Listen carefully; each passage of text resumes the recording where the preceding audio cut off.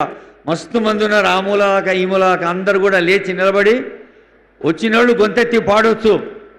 స్కూళ్ళ పిల్లలు ఎట్లయితే వందే మాత్రం జనగణం పాడతారో తెలంగాణలో జై జై తెలంగాణ అట్లా పెద్దవాళ్ళు కూడా పాడుతున్న రోజులు ఇవి.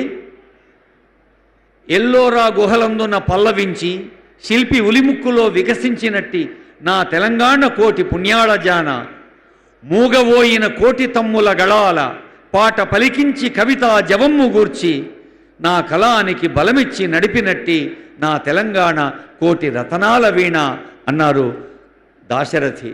ఎందరో కవులు మనందరికీ తెలుసు. మన ప్రజాకవి కాళోజీ ఏమంటారంటే, ఎంత పెద్ద చదువులను చదవని, ఎంత పెద్ద నౌకర్లను చేయని, ఎంత అభివృద్ధి అన్న కానీ కర్షక నీ కర్రు కదిలేనన్నాళ్లే. ఒకవేళ రైతు గనక నాగలి వట్టకపోతే మనం ఏం చేసినా అంత వట్టిదే.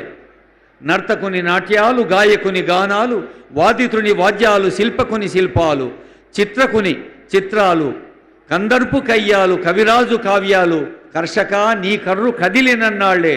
రైతే గనక నడుము వంచి పని చేయకపోతే, రైతు చెమటోడ్చి పంట పండించకపోతే, ఇంట్లో అమ్మలేకపోతే ఇల్లంతా ఎట్లా చిన్నబోతుందో, రైతు కష్టపడకపోతే సమాజం మొత్తం చిన్నబోతుంది.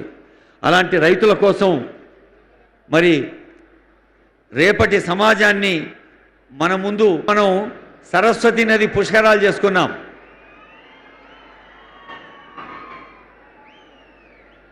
సరస్వతి నదిని గుప్త నది అంటారంటే కనిపించదే అని. జ్ఞానం ఎప్పుడు కనిపించది. ఆ జ్ఞానం యొక్క బాధ్యత ఏంటి అంటే కనిపించకుండా ప్రభావితం చేసేది నిజమైన జ్ఞానం. చెప్పుకుంటే నిలిచేది కాదు, సర్టిఫికెట్లతో కొలిచేది కాదు. అలాంటి జ్ఞానాన్ని అందరూ సొంతం చేసుకోవాలి. మనం సుఖపడాలి, మన పక్కోళ్ళు సుఖపడాలి. దేశమంటే మట్టి కాదో, దేశమంటే మనుషులోయ్.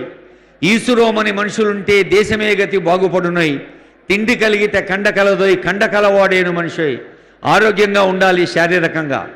కేవలం శారీరక పుష్టి సరిపోదు, మానసికంగా ఉన్నతంగా ఉండాలి. దిల్ దిమాక్ రెండు ఒకటై నడవాలి. మెదడుల కలయికతో మనిషి ఎదగాలి అన్నారు కాళోజీ. అలాంటి మీ అందరూ కొద్దిసేపట్లో